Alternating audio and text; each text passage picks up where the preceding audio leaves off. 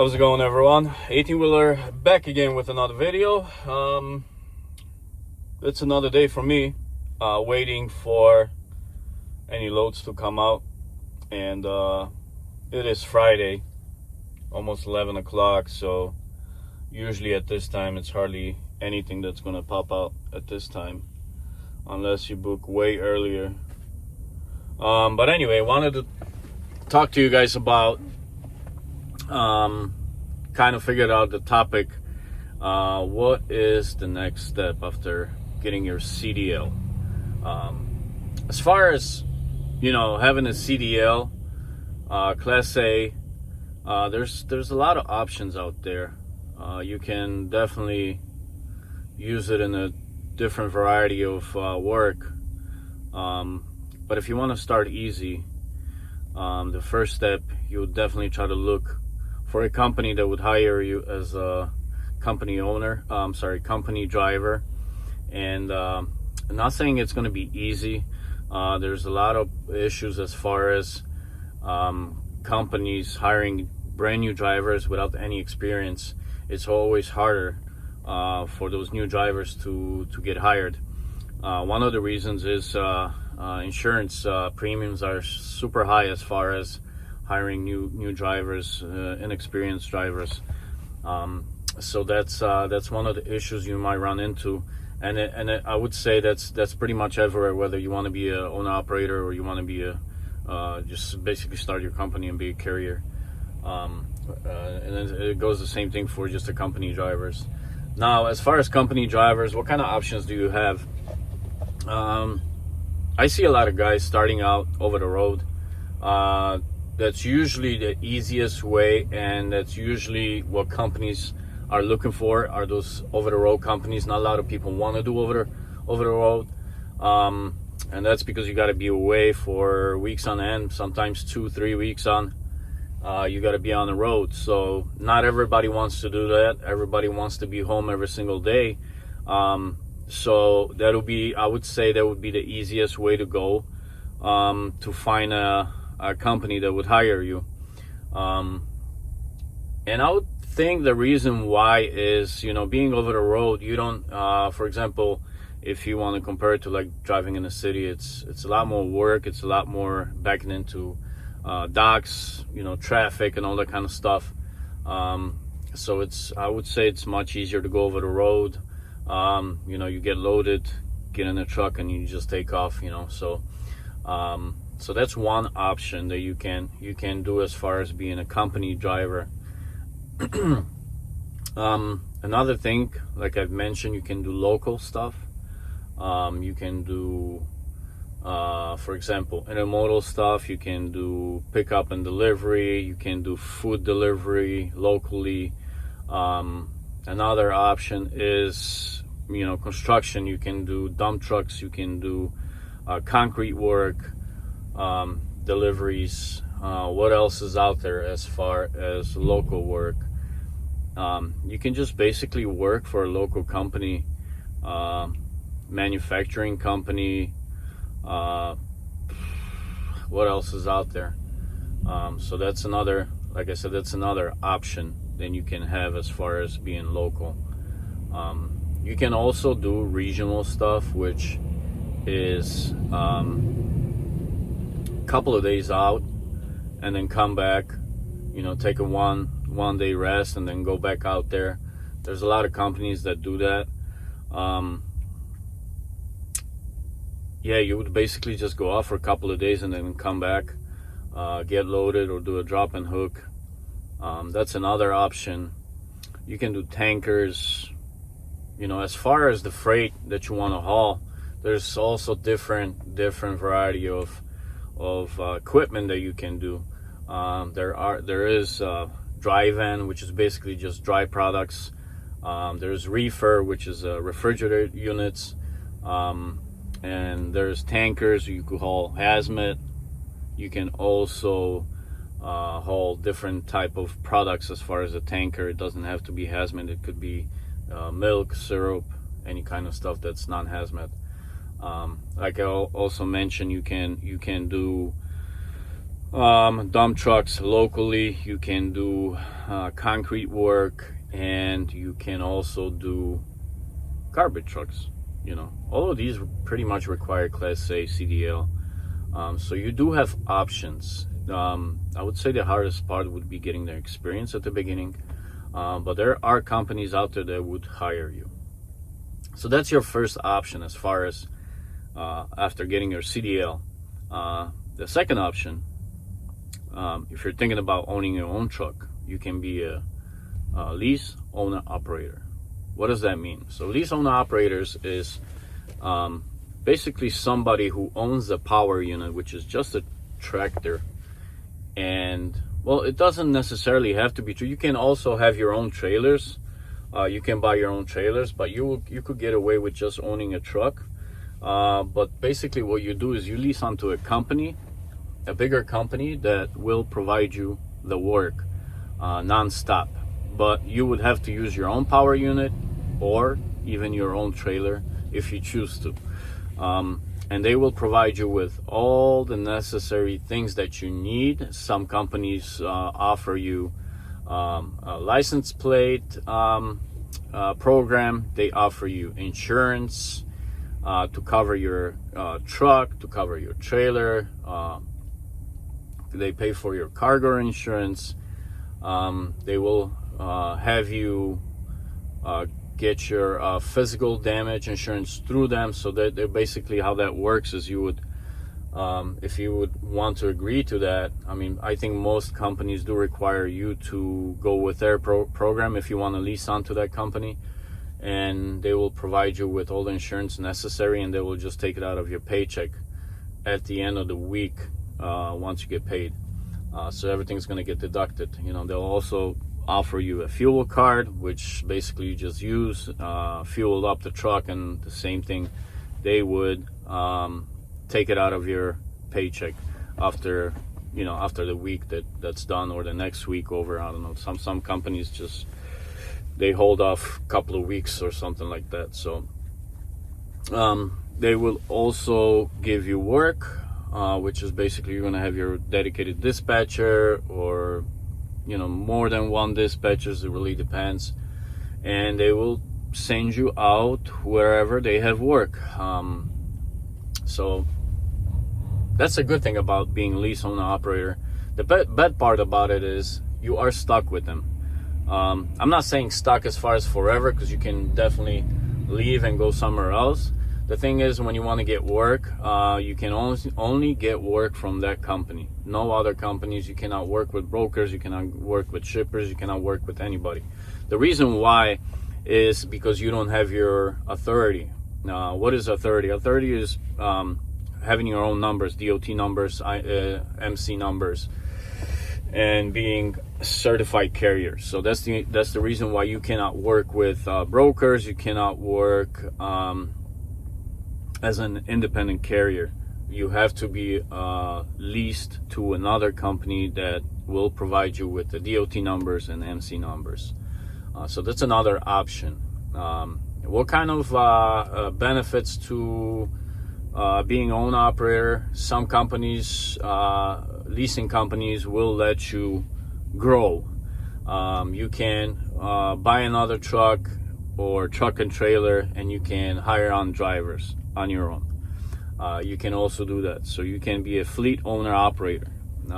So that's another option that you have. As far as being just a regular truck driver, company driver, obviously you're the only driver. You cannot really, hire anybody.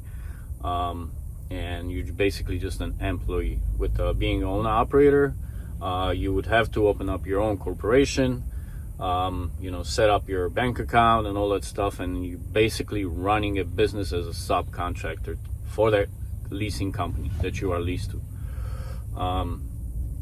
Let's see if I'm missing anything on this part. So those are the benefits. Like I said, the cons are you have to work for that company, and you have to take only their loads, whatever they give you. Usually there's no forced dispatch, so they want to send you somewhere you don't want to go. You can also say no to that, but I can't promise you that they're gonna take care of you later down the road. Usually that's not the case. So that's being a lease owner operator.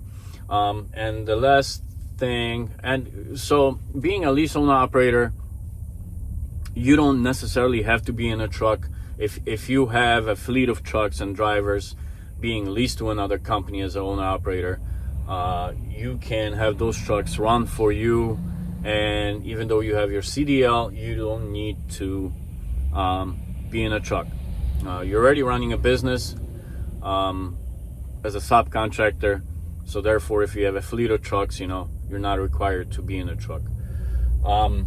So that's the benefits being an owner operator. You can really start up your a fleet of trucks as a company, as a contractor, and the only thing is you're not going to be able to book any of your own loads because you don't have your MC numbers. So now we're going to get into being a carrier. So that's the difference. Being a carrier is basically you have to apply to have your own DOT and MC numbers, which is basically like a ID number for your company, for the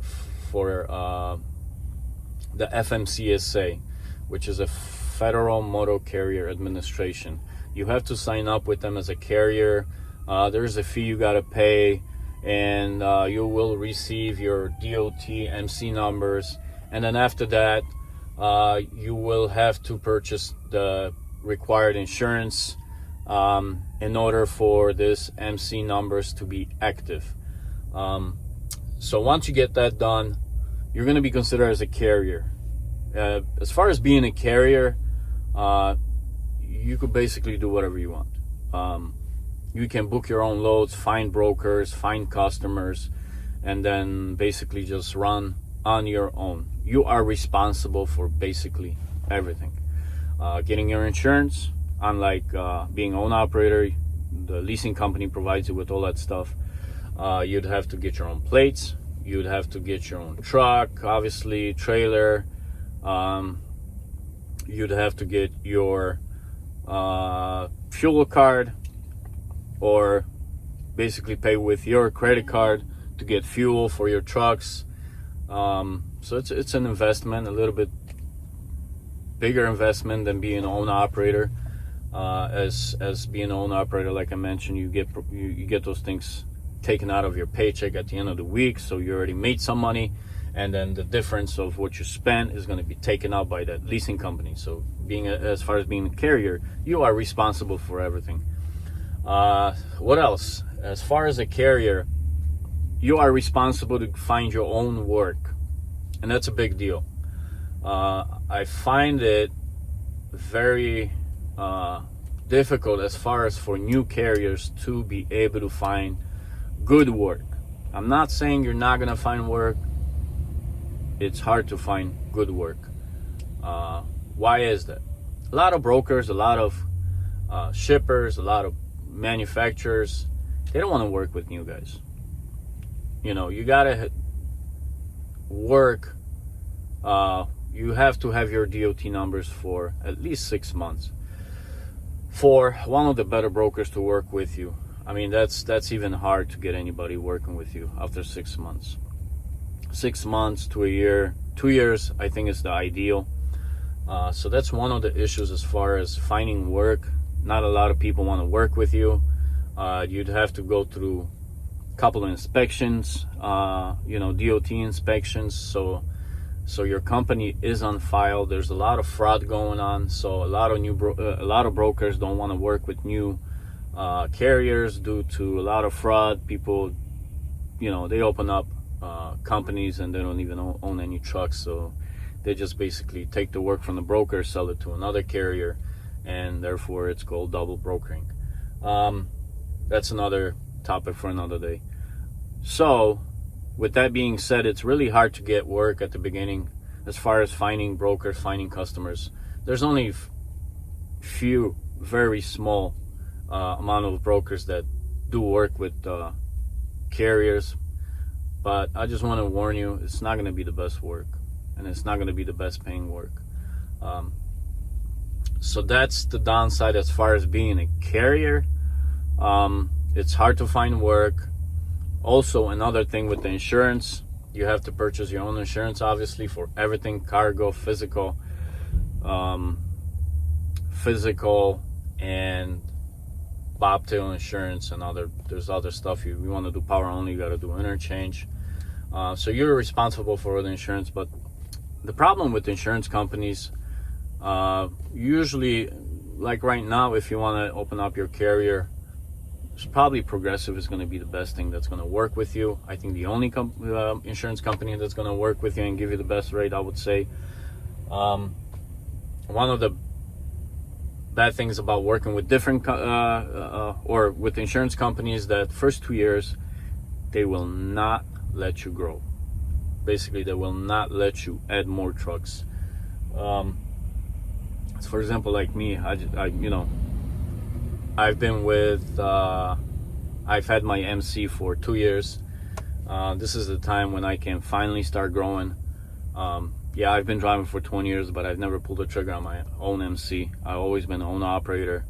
I kind of found it comfortable, being local, having the work provided to me. I didn't have to work, look for it.